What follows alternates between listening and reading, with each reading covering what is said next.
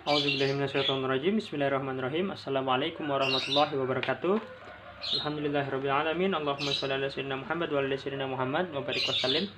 Allahumma shalli ala sayyidina Muhammadin al-Fatih lima ughliq wal khatim lima sabaq nasiril haqqi bil haqqi wal hadi ila siratikal mustaqim wa ala alihi haqqa qadrihi wa miqdarihil azim.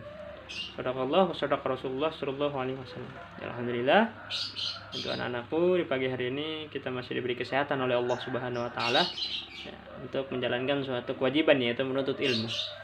Ya, kemarin kita sudah belajar tentang pengertian kurban ya, serta kita sudah belajar tentang sejarahnya kurban. Ya. Sekarang kita akan belajar mengenai hukum dan waktu kurban ya. Jadi banyak orang yang berlomba-lomba supaya bagaimana berkurban di hari raya ini. Mereka ini bisa berkurban ya, bisa memberikan hewan ya untuk dikurbankan ya. Tentunya ya, kita semua ini sering melihat kejadian seperti itu ya di sekitar kita ya. Jadi di waktu hari-hari raya kurban ini banyak orang yang memang berlomba-lomba ya gitu. Dan yang biasanya lagi paling senangnya lagi ya, biasanya itu menunggu dagingnya ini ya, ketika memang hewan kurbannya ini sudah disembelih. Lalu bagaimana sih sebenarnya hukum berkurban itu ya?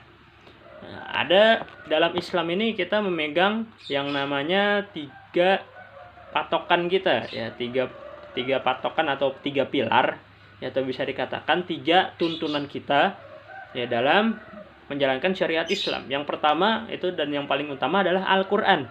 Ya, sebagaimana memang diturunkan oleh Allah Subhanahu wa taala langsung ya untuk para hambanya. Yang kedua adalah Rasul ya, bisa dikatakan yang pertama itu Al-Quran, yang kedua itu Sunnah. Sunnah itu sesuatu yang ya, dijalankan, ya dikerjakan atau dikatakan Rasulullah. Ya, itu sebagai tuntunan kita dalam menjalankan syariat Islam seperti itu. Nah, yang ketiga, ini yang biasanya jarang dilupakan oleh orang-orang, bahkan sedikit orang yang mengetahuinya, yaitu ijma ulama. Ya, jadi menurut jumhur ulama ya, dari ketiga imam ya, Imam Maliki, Imam Syafi'i dan Imam Ahmad bin Hambal berpendapat bahwasannya hukum menyembelih hewan kurban adalah sunnah. Ya, namun Imam Abu Hanifah menyatakan bahwa hukum menyembelih hewan kurban adalah wajib bagi orang yang diberi kemurahan rezeki dan kelapangan. Nah, ini dia. Nah, jadi dari keempat imam ini kita memiliki empat imam, Imam Syafi'i, Imam Hambali, Imam Maliki, Imam Hanafi, ya, Abu Hanifah. Ya.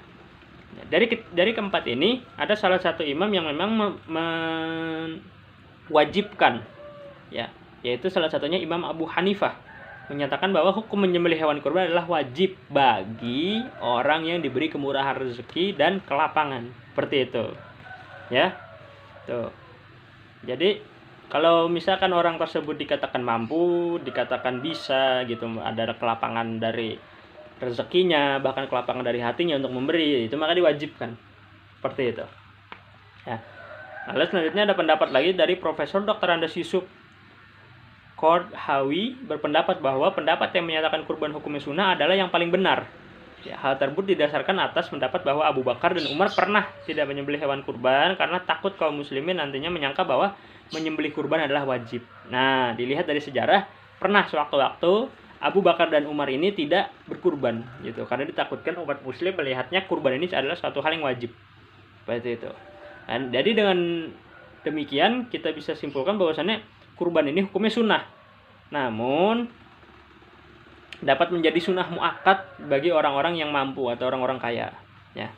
Dan berkurban ini dapat melapangkan rezeki manusia ya, keluarga dan kaum fakir, sekaligus meninggikan dan mengagungkan perayaan kaum muslimin setelah menyembelihnya. Bagaimana Allah berfirman dalam Quran surat Al-Kautsar ayat 2 yang diartikan, maka laksanakanlah sholat karena Tuhanmu dan berkurbanlah sebagai ibadah dan mendirikan dan mendekatkan diri kepada Allah Subhanahu wa taala. Seperti itu ya. Jadi dalam Al-Qur'an juga dijelaskan. Lalu menurut sebagian besar ulama bahwa waktu penyembelihan hewan kurban itu ada di tanggal 10 Zulhijjah dengan 3 hari berikutnya, yaitu hari tasyrik, yaitu hari 11, 12 dan 13 Zulhijjah. Nah, dan yang harus diketahui ini, hari tasyrik ini adalah hari di mana kita ini tidak diperbolehkan atau diharamkan untuk berpuasa. Nah, jadi ada waktu-waktu di mana puasa ini diharamkan. Salah satunya adalah di hari tasyrik. Ya. Namun ada waktu pelaksanaan penyembelihan hewan kurban. Ya, yang pertama sesuai dengan hadis Rasulullah SAW dari Jundab bin Sufyan berkata Nabi SAW pada hari nahar bersabda, barang siapa yang menyembelih hewan kurban sebelum ia bersolat, maka hendaklah ia mengulanginya di tempat lain, dan barang siapa yang belum menyembelih hendaklah ia menyembelihnya. Ya, jadi Nabi Muhammad SAW ini pada nahar, ya, pada hari nahar, ya, hari nahar itu siang hari, yang bersabda barang siapa yang menyembelih hewan kurban sebelum ia bersolat, maka hendaklah ia mengulangi di tempat lain. Itu sebelum ia sholat, ya. Jadi maksudnya di sini kalau dia belum sholat, ya jangan menyembelih hewan kurban dulu. Jadi harus sholat dulu baru menyembelih hewan kurban.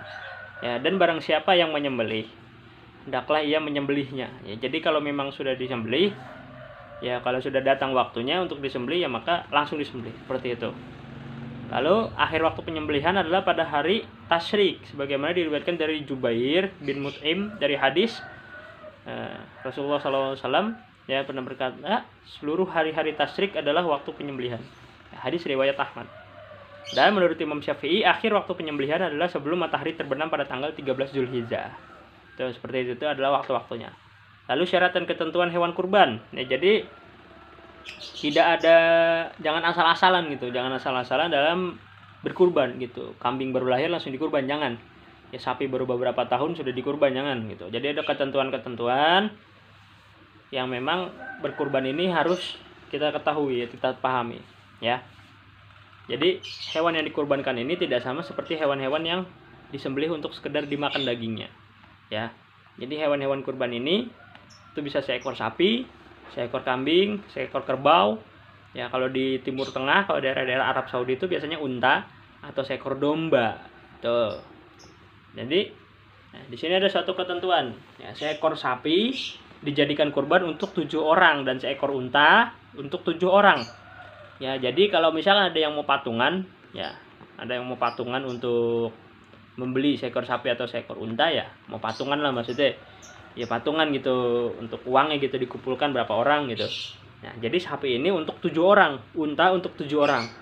Ya, seekor kambing cukup untuk berkurban satu keluarga. Nah, maksudnya satu keluarga ini untuk ini ya, satu keluarga gitu, dan pahalanya mencakup seluruh anggota keluarga meskipun jumlahnya banyak atau bahkan yang sudah meninggal dunia. Sebagaimana hadis dari Abu Ayyub radhiyallahu anhu berkata, pada masa Rasulullah sallallahu alaihi wasallam, seorang suami menyembelih seekor kambing sebagai kurban bagi dirinya dan keluarganya. Tuh. Tapi seekor kambing ini kalau misalkan dalam jumhur ulama, ya, ijma para ulama, kambing ini sebenarnya hanya bisa batasnya 2 orang gitu, 2 orang. Bahkan ada yang mengatakan hanya 1. Tuh. Lalu ada syaratnya berkurban, ya, syarat hewan kurban. Jadi ada syarat-syaratnya, jangan hewan baru berapa tahun umurnya sudah disembelih, itu jangan sampai itu. Ya. Jadi syarat-syarat hewan kurban yang menurut kesepakatan para ulama, yang pertama adalah hewan kurban yang telah mencapai umur.